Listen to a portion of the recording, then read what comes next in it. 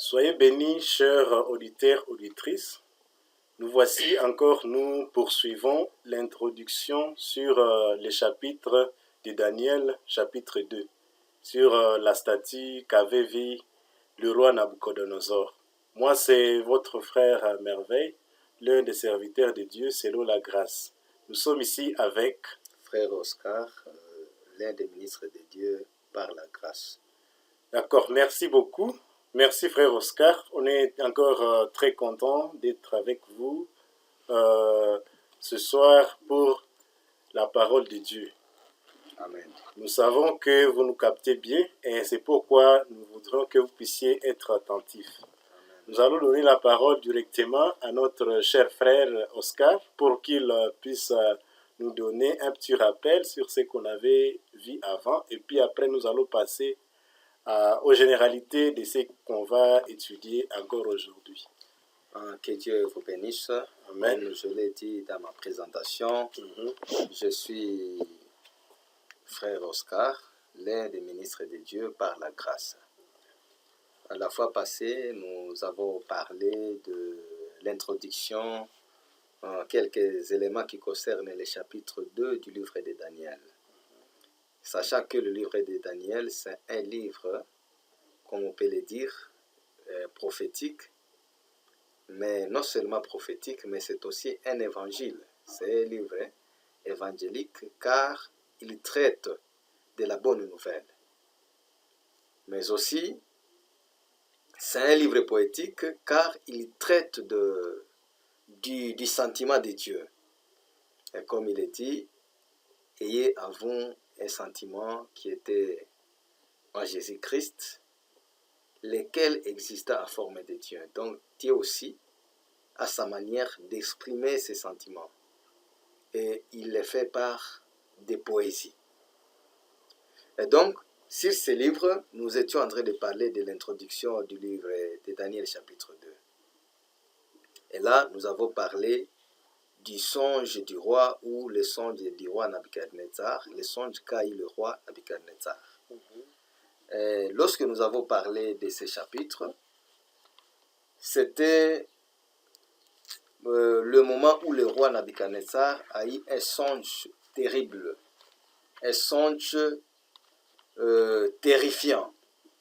Et lorsque le roi a eu ce songe, il a fait une sensibilisation dans son royaume pour que les sages du royaume viennent l'interpréter, le songe qu'il a eu.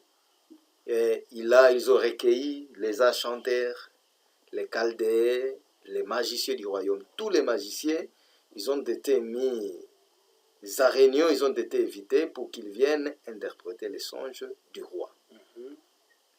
À la présentation, lorsque les enchanteurs sont venus, il y a eu une équation du songe, l'équation de ses rêves.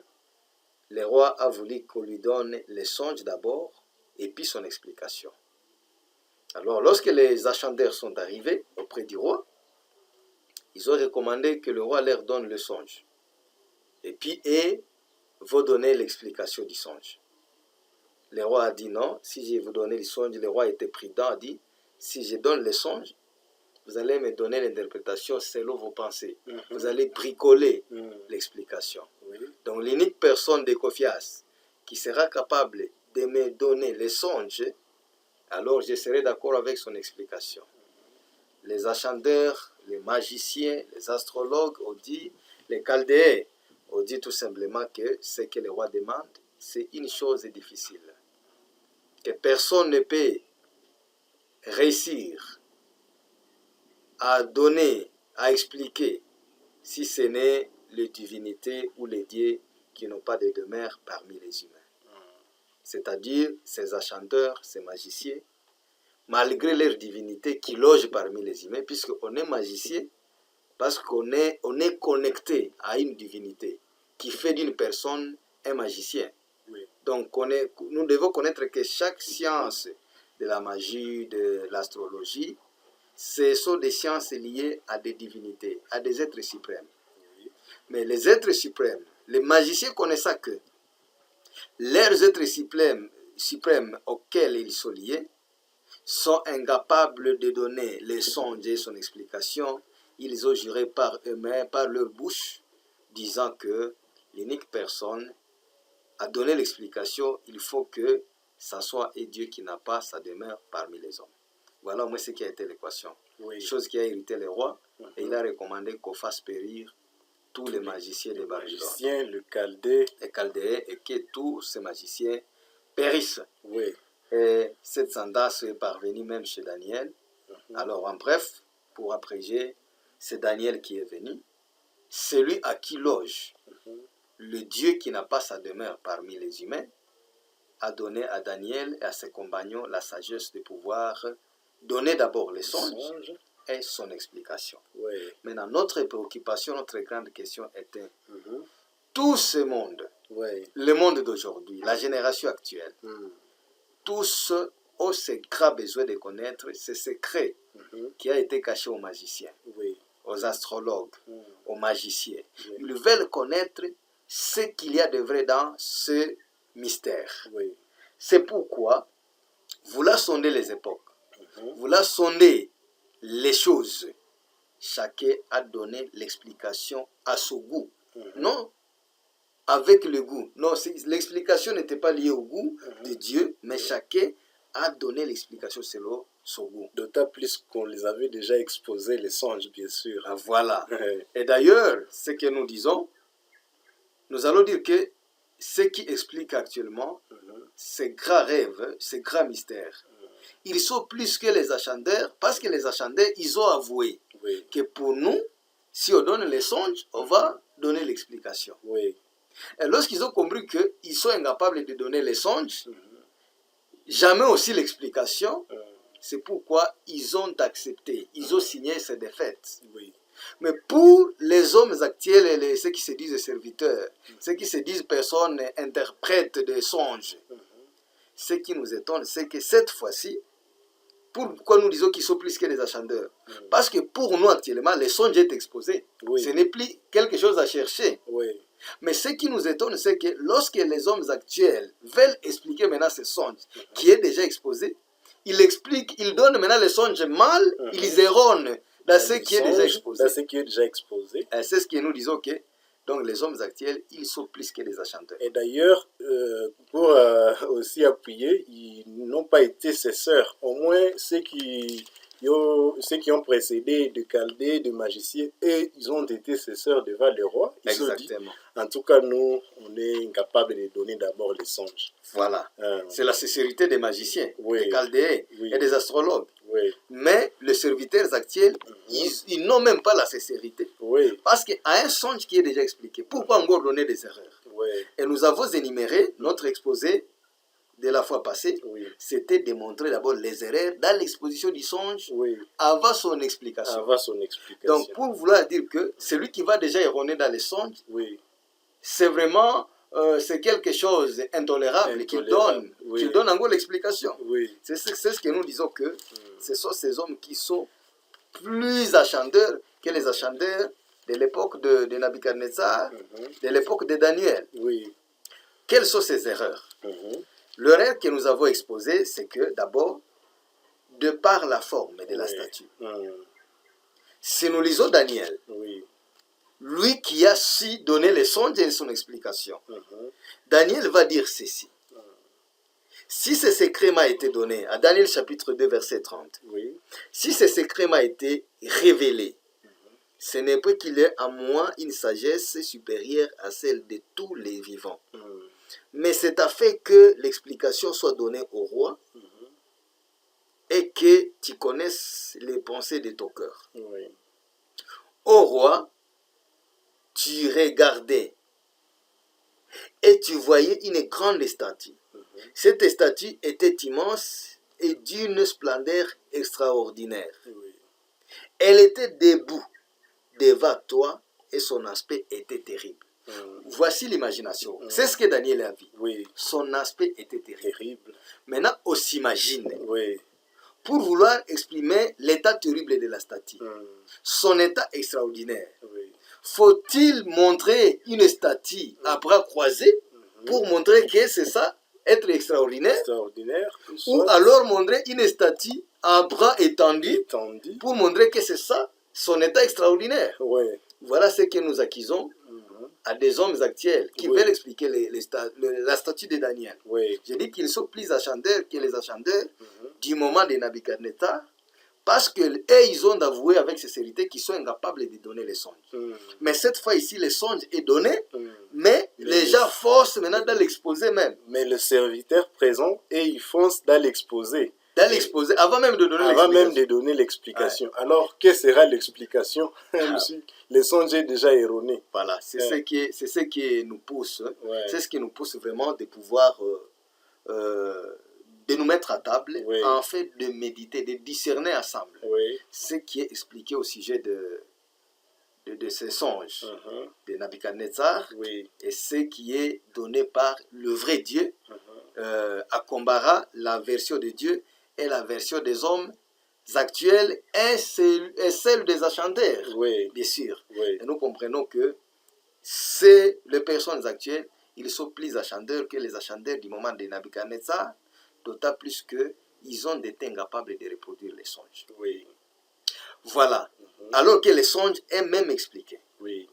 Alors, un peu sur leur explication. Mhm. Parlons un peu de leur explication. Oui. Leur imagination, ils pensent que, Mhm. alors disons, les songes à bras croisés ou à bras étendus, Oui. peu importe sa nature. Mhm. Ici, voilà, nous avons Le témoin de Jéhovah. un songe à pieds croisés. Oui. Et ailleurs, on va voir la statue Mhm. à pieds écartés. À pied écarté. Et voilà, donc Ouais. c'est ce qui fait Ça un devient en mystère. tout cas un mystère. Et surtout, nous sommes en train d'accuser toutes ces figures. Ouais. Pourquoi? Mhm. Parce que la parole nous dit ceci. Mhm. Les royaumes des cieux ne viennent pas de manière à frapper les regards. Frapper le Donc, regard. pour expliquer Mhm. un fait Mhm. de la divinité, Oui. il n'est pas question De de dessiner. dessiner Oui. ou soit de montrer les figures. Ouais. Par le figure. Pas des figures Pour le- géométriques, non, non. Oui. C'est pas comme ça. D'accord. Parce que le royaume, la circoncision est du cœur. Mhm. Et tout ce qui est dédié, on doit l'adorer en esprit et en vérité. Oui. Donc inutile de montrer ces statues, de montrer les images. Mhm. C'est pourquoi, quand on amène les humains, amène les images dans la pensée des hommes, Oui. les hommes, parce que c'est ça la statue. Mhm. Et un jour, je m'entretenais avec quelqu'un, Mhm. et lorsqu'on voulait parler de ce chapitre de Daniel, Oui. Daniel chapitre 2, Mhm. lorsque j'ai parlé de la statue de Nebuchadnezzar, Oui. c'était une servante qui va se hâter à me dire, ah, à notre langue, il est sanamu ya kupachika mikono. Kupachika mikono. Oh, voilà. Ils vont dire, mais c'est cette statue à bras croisés. À bras Alors je lui ai dit, croisés. non. Où est-ce qu'il est écrit dans les Saintes Écritures que la statue avait des bras croisés? Oui.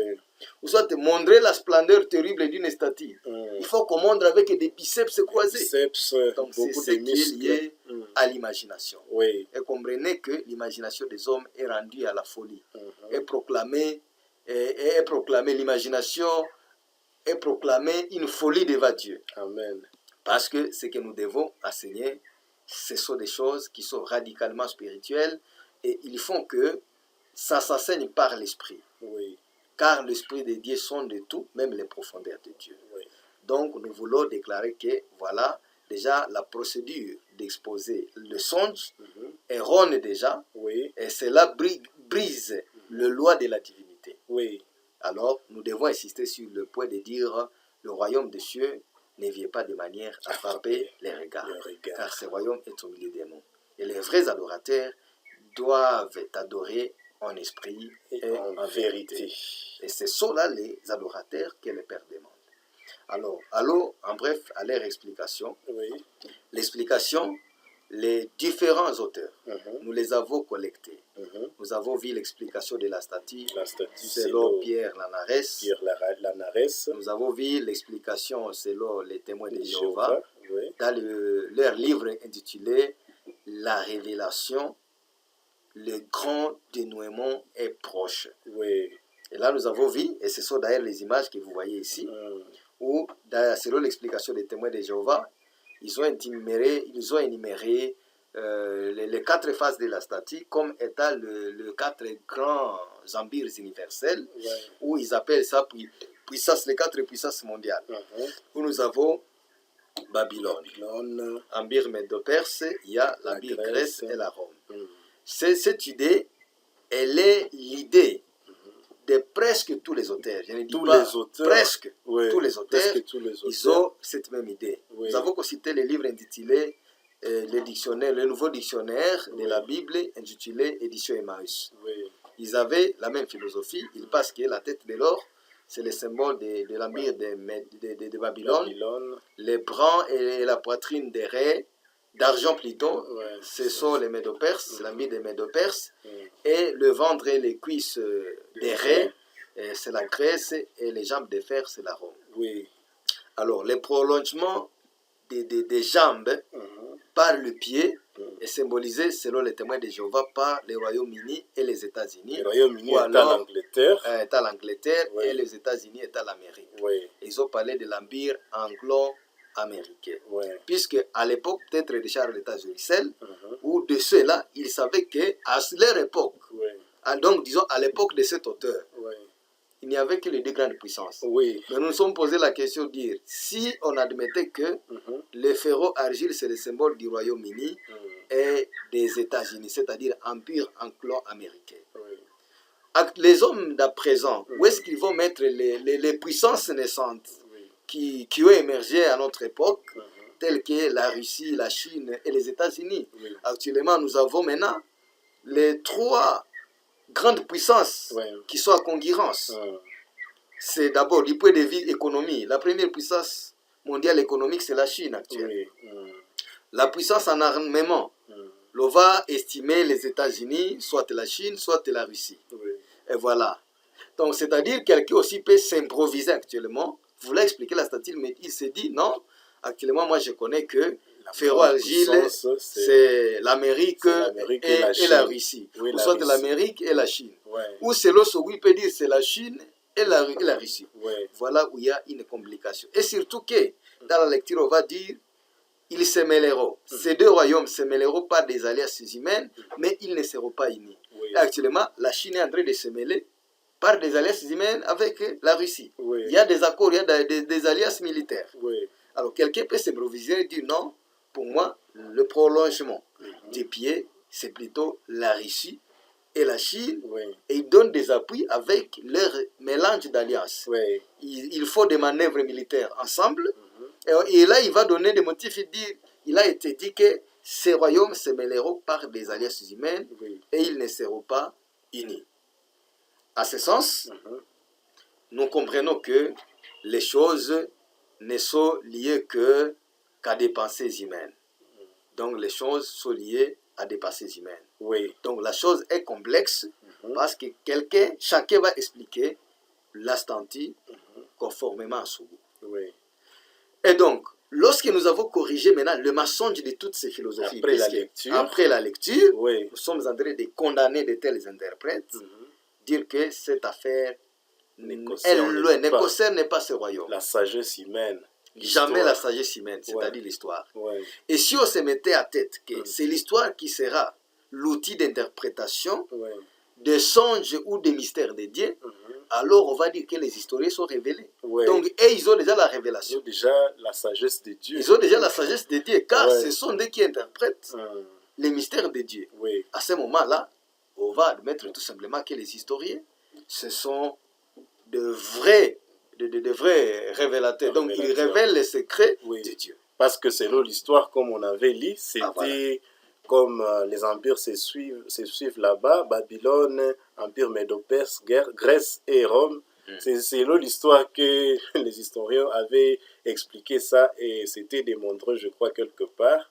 Ah oui. Ici, quand on vous montrez des dates, Oui, moins enfin, 606 à 530, et si de à moins suite. 539, 539. ce qui fait la chute de l'empire babylonien. Oui.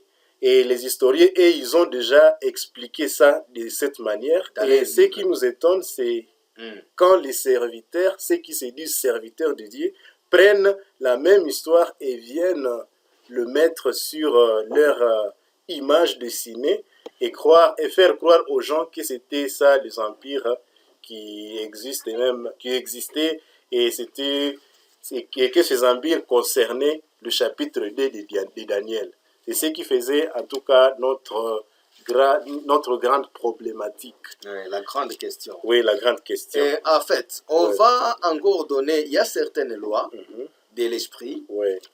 qui s'imposent. Mhm. Ce sont des lois qui ne négocient pas. Oui. Donc ce sont des lois qui s'imposent. Mhm. Il a dit l'homme est spirituel juge de tout et il n'est lui-même jugé par personne. Oui. Et lorsque nous parlons des mystères de Dieu, Mhm. il est dit que nous en parlons non qu'avec le langage qu'enseigne la sagesse humaine, Mhm. mais avec ce qu'enseigne l'Esprit de Dieu employant un langage spirituel pour des choses spirituelles. Oui. Voyons un peu Corinthiens, juste pour pour expliquer cette loi. Mhm. Ce sont les lois qui nous poussent à mieux donner l'explication en matière des secrets de Dieu, Oui. en rapport avec le langage de Dieu. Mhm. Nous devons consulter certaines lois. Oui. Ce sont ces lois-là qui nous poussent à mieux expliquer le sens du langage de Dieu. Oui. Il est dit ceci. Mhm. Il dit ceci Mhm. en 1 Corinthiens chapitre 2, verset 12. Oui. Et d'ailleurs, je peux commencer par le verset 6. Mhm. Cependant, c'est une sagesse. Ah, voilà. Commençons au verset 3. Mhm. Chapitre 2, verset 3. Oui. Moi-même, j'étais auprès de vous dans un état de faiblesse, Mhm. de crainte et de grands tremblements. Oui. Et ma parole et ma prédication ne reposaient pas sur les discours persuasifs de la sagesse, mais sur une démonstration d'esprit et de puissance, afin que votre foi fût fondée non sur la sagesse des hommes, mais sur la puissance de Dieu. Oui. Cependant, c'est une sagesse que nous prêchons parmi les parfaits. Mhm. Donc, comprendre ces secrets, Oui. il faut que tu sois d'abord parfait. Parfait. Parce que c'est la sagesse qui sera prêchée parmi Parmi les les parfaits. parfaits. Mhm. Et la formule de cette sagesse doit passer par la démonstration d'esprit et de puissance. Et de puissance. Mhm. Et c'est pour cela que, en pensant par la démonstration, nous irons très lentement Oui. à corriger les erreurs de ceux qui ont interprété le songe à partir de leur propre sagesse, Oui. leur connaissance erronée.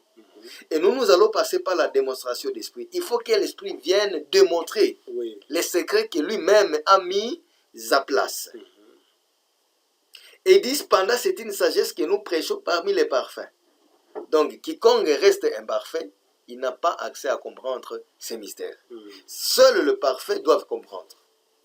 Sagesse qui n'est pas de ce siècle, ni des chefs de ce siècle qui vont être anéantis. Nous prêchons la sagesse de Dieu, mystérieuse et cachée, que Dieu, avant les siècles, avait destinée pour notre gloire. Oui. C'est une sagesse mystérieuse, la sagesse de Dieu. Mhm. Condition, c'est une sagesse mystérieuse, mais aussi cachée. D'abord, quelque chose qui est mystérieux, c'est ce qui est secret. Oui. Mais en gros, c'est un secret, donc un secret caché. Un secret caché. Donc voilà que c'est très profond. Oui. Donc quelque chose qui est mystérieux, je dis que c'est un secret d'abord. Oui. Qui dit mystère, dit secret. Mhm. Et ce qui est secret, c'est quelque chose de caché. Mhm. Maintenant, c'est un mystère. Ce sont des mystères. Une sagesse mystérieuse, autrement dit, c'est une sagesse cachée, mais encore cachée, Oui. que Dieu a destinée avant le temps, il l'a destinée pour notre gloire, avant les siècles. Mhm. Sagesse qu'aucun chef de ce siècle n'a connue. Car s'il l'eût connue, il n'aurait pas crucifié le Seigneur de gloire. Oui. Mais comme il est écrit, ce sont des choses que l'œil n'a pas vues. Ce Voilà sont la les condition. choses que l'œil n'a pas vues. La première des Pourtant, choses, j'ai dit, il y a des préalables à connaître. Oui. Expliquer les chapitres de Daniel, Oui. c'est comprendre préalablement Oui. que ce sont des choses Que que l'œil l'œil n'a n'a point point vues. vu. Oui. Alors, est-ce que Babylone n'a pas été vue par les historiens?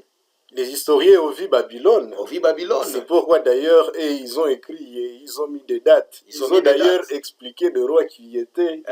Il y a beaucoup comme Nabucodonosor d'explications. et tout comme ça. Oui. Mais les Nabucodonosor que nous voulons démontrer selon l'essence de l'esprit, Oui. c'est un Nabucodonosor qu'elle n'a n'a point pas vu.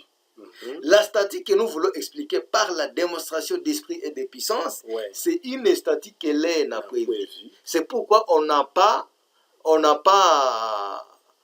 à se mettre à tête que la statue avait des bras croisés ou les bras étendus. Étendu. Parce que ce sont des choses qu'elle n'a pas vues. Oui. Et ceux qui ont croisé les bras, c'est parce qu'ils ont imaginé que c'était comme ça. Oui. Parce qu'ils voulaient sonder les affaires du royaume par la vie. Par la vie. Et ce qui n'est plus la sagesse de Dieu. Ce n'est plus la sagesse de Dieu. Oui. Mais cette sagesse cachée et mystérieuse est liée aux choses que l'œil n'a pas vues. Oui. Et que l'oreille n'a pas attendu. Attendu. Mais les gens ont entendu parler de Nabucodonosor. Oui. Mais le Nabucodonosor et les songes que nous voulons expliquer, ce sont des choses que l'oreille n'a pas Et attendu. d'ailleurs, les historiens, eux, ils ont attendu de l'oreille à oreille. Parce qu'ils ont attendu des gens, des ancêtres qui disaient, qui parlaient, ou soit des annales plutôt, qui parlaient de l'Empire Babylone, Voilà. avec le roi, et ainsi de suite. Et Et aussi ont transmis le message à leurs fils. Et les fils ont transmis le message aussi à leurs fils, et ainsi de suite. C'est comme ça que les gens ont compris qu'il y avait un certain Nabucodonosor. Et à partir de 600, moins 606, moins 606. jusqu'à 539, Oui, ah, ça, ce sont des choses que l'oreille a a attendu, de l'oreille à oreille. C'est ce qu'on appelle la tradition. Oui, Et voilà. Et donc, nous voulons juste démontrer quelque chose de très important. oui. C'est que la sagesse que nous voulons enseigner, on n'a pas besoin de voir des bras croisés ou des jambes écartées ou des jambes croisées, ainsi de suite. Oui, Car ce sont des choses que l'œil n'a pas vues et que l'oreille n'a pas entendues et qui ne sont pas montées au cœur de l'homme, au cœur des savants. oui. Des choses que Dieu a préparées pour ceux qu'il aime. Donc ici, lorsque nous voulons parler de la statue de Daniel, ce sont des choses que Dieu a préparées pour ceux qu'il aime. Oui. Donc tu n'es pas amant de Dieu. Si tu es haï de Dieu, tu n'as pas accès à comprendre ces secrets de la sagesse mystérieuse et cachée de Dieu. Oui. Donc il faut avoir été aimé de Dieu. Il faut que Dieu t'aime d'abord et que tu sois classé parmi les parfaits pour comprendre ces choses. Oui. Dieu nous les a révélées par l'Esprit. Ce sont des préalables. Dieu nous les a révélées par l'Esprit, car l'Esprit sonde tout, même les profondeurs de Dieu. Oui. Il n'a pas été dit que Dieu nous les a révélées par l'histoire. Oui, pas par l'histoire. Dieu ne nous les a pas révélées par l'histoire. Il nous les a révélées par l'Esprit. Parce que, je m'excuse frère Oscar, si nous l'avait révélé par l'histoire, on devrait être aussi pas comme ces gens-ci, ces gens qui expliquent que les royaumes, les royaumes, la tête était appelée Babylone, le bras et la poitrine étaient appelés Médo-Perse, la Grèce, c'était le ventre et la cuisse, ainsi de suite. Voilà. Et d'ailleurs, pour montrer qu'ils sont en confusion, qu'ils n'ont pas compris l'explication de Daniel, Daniel lui avait dit, c'est la pierre qui est descendue, est venue battre d'abord les pieds de fer et d'argile, et puis toute la statue s'est suivie selon le royaume. C'est effondré. Et comment, pour vouloir expliquer, c'est la folie de l'histoire, comme c'est pas la sagesse de l'homme, l'histoire, lui quand il explique, l'histoire dit, plutôt l'histoire, elle, quand elle explique, elle est bien claire l'histoire. Oui, elle dit, elle donne des dates, et les dates sont là, bien expliquées, selon les chutes des empires. Ce qui est contraire à ce que Daniel lui avait vu. Lui, il avait vu, les dates ne se suivaient pas comme dans l'histoire où nous sommes en train de voir les dates descendre. Voilà. Et lui, il a expliqué, normalement, lui, il a expliqué le royaume à partir des pieds vers la tête. Mais l'histoire explique la chute de la tête. La sagesse du monde, voilà. C'est ça la sagesse du monde. Et les historiens, et si on les demandait, ils vont dire qu'ils n'expliquaient pas la statue de Daniel. Ce sont les gens qui ont pris la sagesse de l'histoire à les plaquer sur des choses qui ne concernent pas l'histoire. Pourquoi la chute de Babylone, selon l'histoire, va l'Empire commence depuis moins 606 avant Jésus-Christ. Oui. Donc quand nous disons moins, c'est déjà avant Jésus-Christ. Oui. À moins 539. Oui. C'était ça la chute de Babylone. Et selon la science de Dieu, si on admettait que la tête de l'or c'est l'empire de Babylone, il faut aussi qu'on fasse comprendre à Dieu que lorsque la pierre est descendue, elle est commencée sur la tête. Sur la tête. Et la tête serait bâtie depuis 600, moins 606 jusqu'à 509. Oui. Pourtant, c'est l'empire Babylone qui était les premiers à chuter. Et puis Médo-Perse, et puis Grec, et puis Rome. Et pourtant, dans les Saintes Écritures, quand nous avons lu Daniel, lui, il n'a dit que ce qui sera le premier à chuter, ça sera l'Empire romain. C'est le dernier empire. Oui, c'est le dernier empire. Qui n'est pas la Rome. Qui n'est pas la Rome. Donc le dernier empire, c'est celle qui sera le premier à être condamné. Oui. Et le premier empire sera condamné le dernier. Les derniers. Et c'est ça la logique de l'esprit. De l'esprit. Et pour mettre à l'écart la philosophie historique, marier la philosophie historique à la révélation de la statue, c'est que nous devons vite comprendre qu'il est inconcevable de dire que demain est plus âgé qu'aujourd'hui ou demain est plus âgé qu'hier. Oui. Parce que la chute commence par demain afin de finir par hier. Comment comprendre? Selon l'histoire. Et tu veux dire à quelqu'un que non, moi, j'étais bâti demain. J'étais bâti demain. Et puis, je serai reconstitué hier. Mais comment expliquer cela? C'est pas français. J'étais bâti demain et puis on me constituera hier. Mais imaginez, ça nous sommes en train de relever toutes ces choses et alors de prélever pour vouloir faire comprendre aux hommes que ceux qui ont expliqué le songe de la statue de Daniel, ils étaient loin de ce que le Seigneur a voulu expliquer à ces parfaits hommes. D'autant plus que ils ont considéré l'Empire Babylone, qui était le premier à chuter, ils ont considéré que c'était le premier à vivre. Or, dans les Saintes Écritures, on dit que l'Empire qui sera le dernier à chuter, ce n'est pas la tête, mais plutôt le pied. Donc, nous insistons sur ces faits. Donc, dans la semaine précédente, on avait déjà expliqué cela.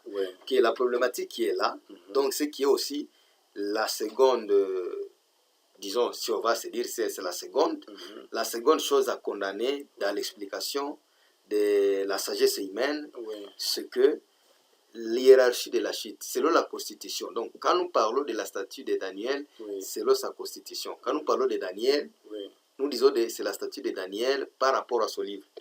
Mais c'est le statut de Nabucodonosor par rapport au songe.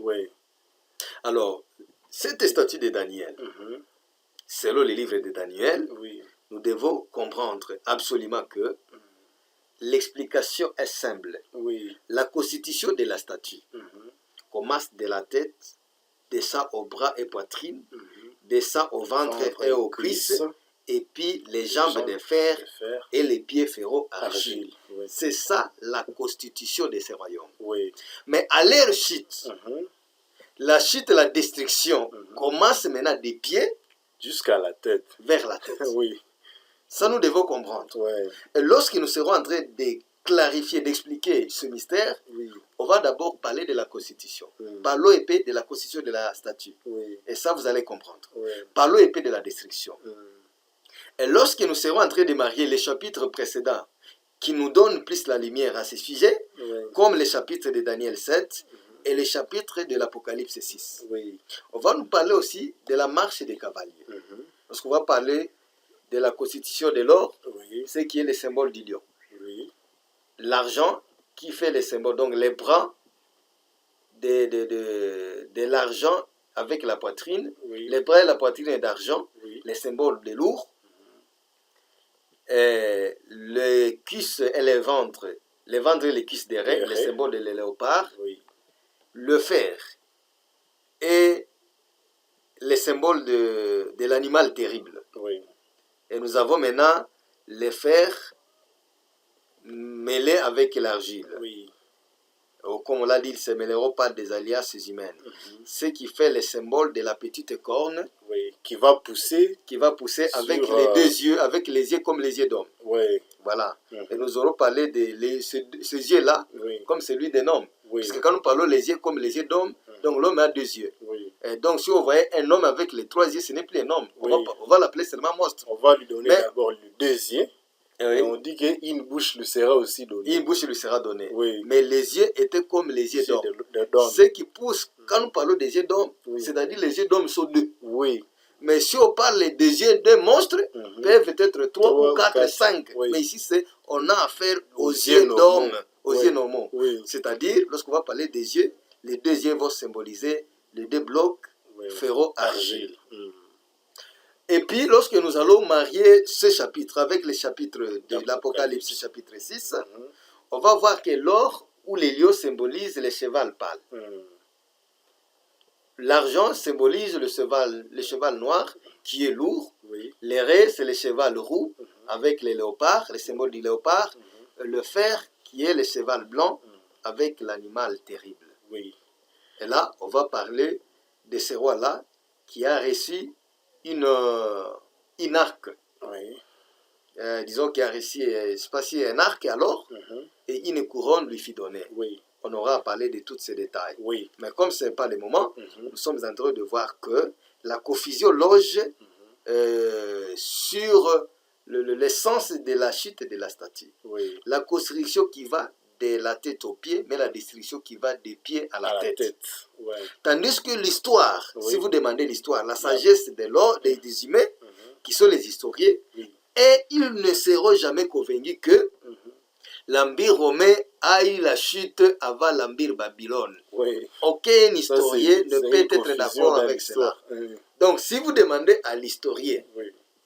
lui va dire, après la chute de Babylone, est venue celle de Médo-Perse, Oui. et puis celle de Grec, et puis ensuite celle de Rome, et peut-être la chute de la Rome, l'Empire romain d'Orient et d'Occident, Oui. les qui chutent depuis 476, et l'autre qui va jusqu'à 1453, des affaires comme ça. Oui. Et c'est ça l'histoire. Et les historiens croient à ce qu'ils disent. Oui. Et croient à ce qu'ils disent. Mais venir expliquer à un historien que l'Empire de Rome a été le premier à chuter avant l'Empire babylonien, Oui. pour lui c'est vraiment une folie aussi. Il va dire non, non, vous avez mal interprété notre histoire. Oui. Et si donc le Seigneur donne maintenant une confusion à cela, Oui. pour vouloir montrer qu'il n'a pas expliqué une notion historique, il nous explique clairement, en disant que la tête, les symboles de l'or, Oui. les bras et la poitrine, l'argent, les ventres et les cuisses des raies, Vrai.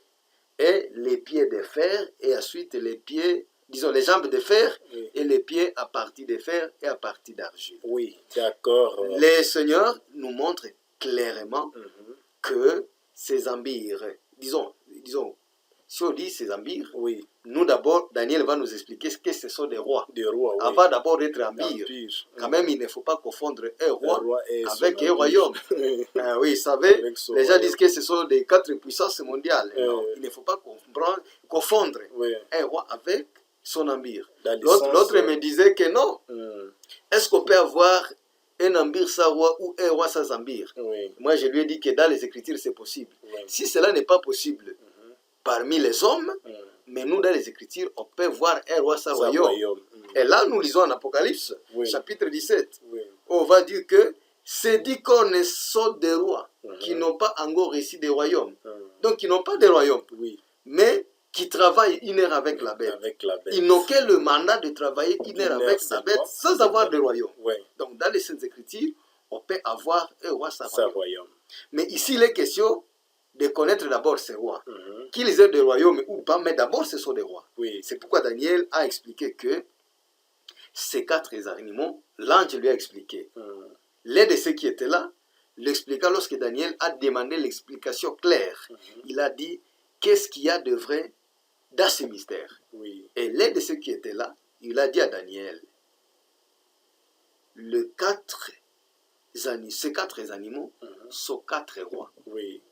Mais le 4e animal sera un 4e royaume. Sera un 4e royaume. D'abord, le 4e animal a les 2 sens à la fois. Oui. Le 4e animal, c'est d'abord un des rois, un des 4 rois, oui. mais aussi c'est un royaume. Oui. C'est là que Daniel nous a donné une précision. Oui. C'est pourquoi nous devons chercher à connaître, selon l'esprit, Oui. la profondeur dans toutes ces choses. Oui. Et donc, nous voulons conclure. Donc, nous sommes en train de relever ou alors de prélever toujours des équations ou alors des questions qui logent dans ces grands mystères. D'accord. Et donc, nous devons connaître l'essence profonde de ces choses. D'ailleurs, en allant vers la conclusion, j'allais dire que l'Esprit nous dit, et nous en parlons non avec des discours qu'enseigne la sagesse humaine, Amen. donc l'histoire, mais avec ce qu'enseigne l'Esprit, employant un langage spirituel pour des choses spirituelles. Oui. Ici, on ne va pas employer un discours, parler un langage humain pour des choses spirituelles, ou parler un langage historique pour des choses spirituelles. Ici, nous devons parler un langage spirituel pour des choses spirituelles. Oui. Je ne sais pas si Frère Merveille, vous avez encore à redire à ce sujet. Oui, merci beaucoup. Comme vous l'avez dit au début, que le livre de Daniel, c'est un livre prophétique. Et donc, ça va demander, celui qui a l'esprit des prophéties, celui qui est capable de donner les explications, et d'abord le songe et les explications, celui dont il a à lui le Dieu qui n'a pas sa demeure parmi les humains. Et donc, nous allons attendre toujours en montrant d'abord la problématique, ou soit les problématiques que les gens ont mis dans ces chapitres, à vouloir expliquer, à vouloir donner les détails sur ces chapitres. Ils sont partis trop loin et ils ont erroné. Et c'est pourquoi, prochainement peut-être, si vous allez continuer à nous lire, nous allons vous donner encore des explications plus claires sur la prophétie du chapitre de Daniel. Et que Jésus-Christ vous bénisse. Je vais remettre la parole à Frère Oscar pour fermer. Comme les temps nous sont impartis, nous devons insister sur le point de connaître les préalables et les lois fondamentales qui nous poussent à mieux expliquer le secret de Dieu. Nous avons dit la première des choses, c'est de connaître que l'enseignement de l'Esprit est prêché parmi les parfaits. C'est parmi les premières conditions. Donc seuls les parfaits ont accès à comprendre le langage de Dieu. Seconde chose, c'est de connaître que ce que nous prêchons, ce n'est pas une sagesse des hommes. C'est une sagesse qui vient de Dieu, mystérieuse et cachée. Ensuite, la troisième des choses, c'est de connaître que les choses que nous allons prêcher, ce sont des choses que l'œil n'a pas vues. Ce sont des choses que l'oreille n'a pas attendues et qui ne sont pas montées au cœur de l'homme. Des choses que Dieu a préparées pour ceux qu'il aime. Et pour en parler, nous devons avoir réussi selon cette parole. Or, nous n'avons pas reçu l'esprit du monde, mais l'esprit qui vient de Dieu, afin que nous connaissions les choses que Dieu nous a données par la grâce. Là, vous êtes dans 1 Corinthiens. Nous sommes dans 1 Corinthiens, chapitre 1, verset 12. Nous n'avons pas reçu l'esprit de ce monde. C'est-à-dire, il y a l'esprit de ce monde. Et l'esprit de ce monde a à dire face au monde. C'est pourquoi ceux qui ont reçu l'esprit de ce monde, comme les Chaldées, les magiciens, ils peuvent mêler les choses, prendre l'histoire, car c'est l'esprit de ce monde. La sagesse humaine est plaquée, c'est là. Mais ce que j'allais conseiller même à ces achandeurs, permettez-nous de les appeler des achandeurs ou plus qu'achandeurs. Il ne fallait même pas prendre des écritures. Il fallait prendre l'histoire et chercher une autre histoire pour expliquer les choses du monde par les affaires du monde. Mais ce qui est étonnant, c'est de prendre maintenant la sagesse des hommes, le marier avec les choses de l'esprit. C'est pourquoi d'ailleurs je disais qu'ils ne sont pas ses sœurs comme ceux qui, comme les Chaldées et d'autres des magiciens à l'époque. Et ils se sont dit, ils ont dit au roi que en tout cas nous on est incapable de donner les songes. Voilà. Mais eux, ils ont déjà les songes, Mais ils viennent prendre leurs pensées, et ils viennent le mélanger avec les songes. Ce qui fait un problème. Et d'ailleurs, beaucoup de confusion que nous venons de montrer dans beaucoup des explications que nous avons données, d'ailleurs dans notre première vidéo, et même dans la deuxième vidéo. Voilà. Et donc, comprenez que ce sont des lois. Je ne sais pas si je suis à la 4e ou 5e loi. Nous devons avoir l'esprit de Dieu, et non l'esprit de ce monde. Comprenez qu'il y a deux esprits. L'esprit de ce monde pousse le monde à voir la sagesse du monde, telle que l'histoire et les imaginations. Je parle de l'imagination ou les imaginations au pluriel. Comprenez que c'est là, il y a l'esprit du monde. Et on ne peut pas donc délivrer quelqu'un, c'est lui ôter l'esprit du monde. Afin de lui donner, l'orienter vers l'esprit de Dieu. Et si nous n'avons pas reçu l'esprit du monde, mais l'esprit qui vient de Dieu, afin que nous connaissions les choses que Dieu nous a données par sa grâce. Ce sont des choses que Dieu nous a données par sa grâce. Et lorsque nous serons en train de les dévoiler, vous allez voir que ce sont des choses de grâce. Et ce ne sont même pas des choses compliquées. Après avoir anéanti la sagesse des hommes, qui est l'histoire, et l'imagination de l'homme, nous allons entrer en profondeur pour connaître les choses que Dieu nous a données par la grâce. Et par son esprit, il nous a donné cet esprit afin que nous connaissions ces choses.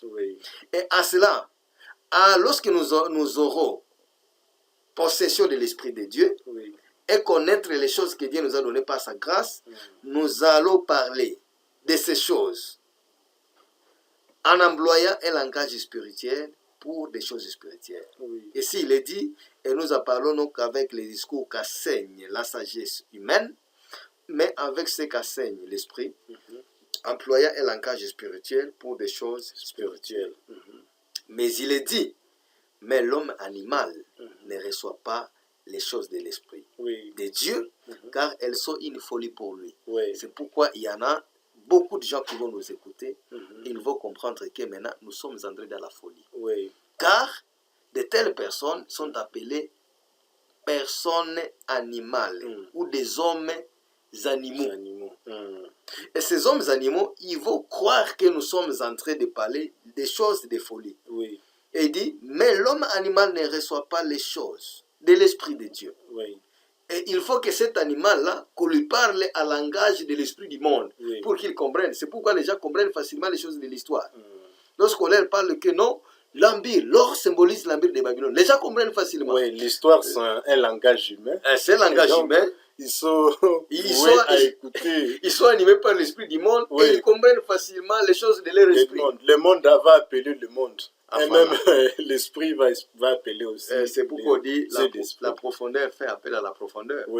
Donc ceux qui ont l'esprit du monde, ils comprennent facilement les choses de l'esprit du monde ou la sagesse des hommes. Et c'est d'ailleurs pourquoi ils ont déjà introduit cette histoire dans leurs églises. Parce que dans leurs églises, tout le monde connaît que la tête de l'or, c'est Babylone. De suite. Voilà. En tout cas, mais ici, nous sommes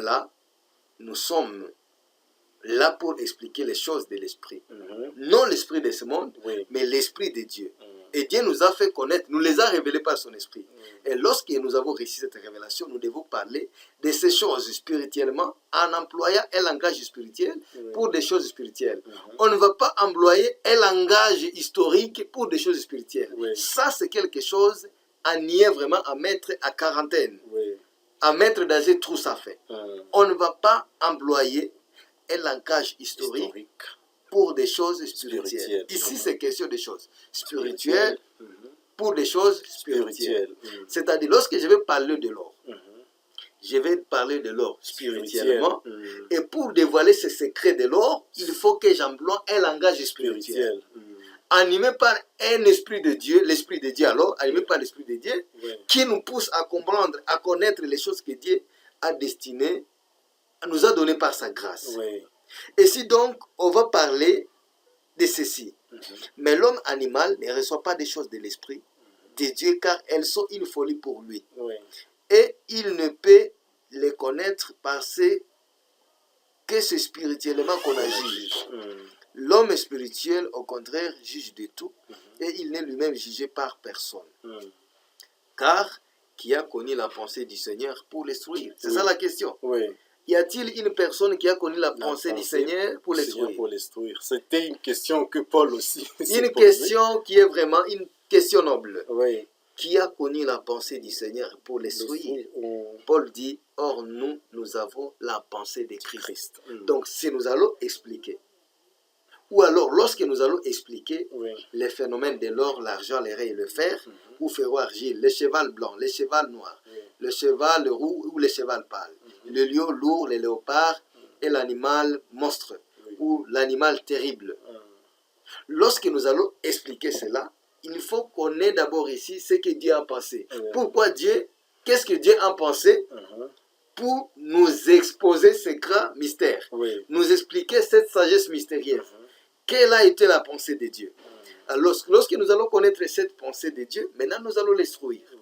Donc, connaître la pensée de Dieu, il faut avoir eu ce Dieu-là en toi, et puis il te donne l'accès à pouvoir instruire cette pensée. C'est-à-dire l'enseigner. Et voilà au moins les choses que nous sommes en train de parler en profondeur. Donc voilà, aujourd'hui nous finissons encore par des questions. Donc c'est un fameux chapitre, c'est un grand chapitre qui demande à ce que, à l'expliquant, que nous marchions lentement, en train de relever ou prélever des questions, des équations qui se trouvent et des mystères.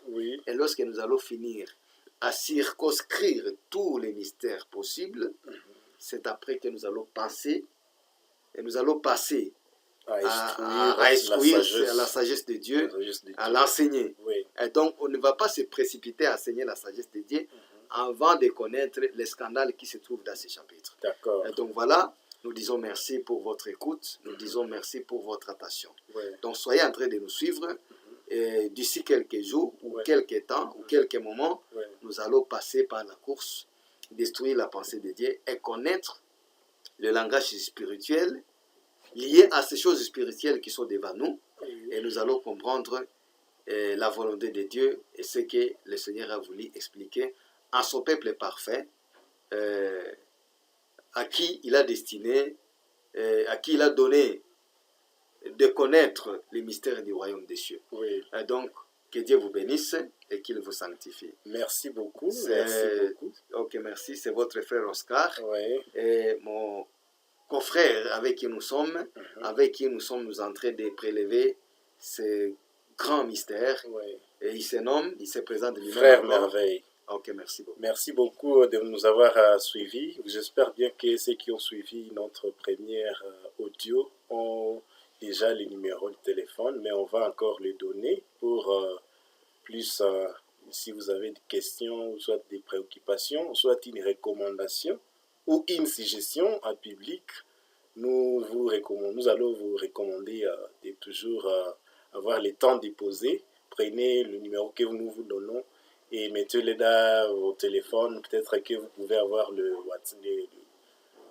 WhatsApp. Vous pouvez toujours nous poser des questions là-bas. Ça sera intéressant, ou soit plus intéressant de vous écouter. Merci beaucoup. Le numéro c'est 09 92 20 38 86. Nous pouvons avoir ceux qui sont à l'étranger, peut-être ils peuvent avoir besoin du code de notre République où nous sommes. Nous sommes en République démocratique du Congo. Le code commence par plus 243 9 alors 92 20 38 86 et plus 243. Alors nous commençons à 9 92 20 38 86, ce qui fait 09 92 20 38 86. Que Dieu vous bénisse. Amen.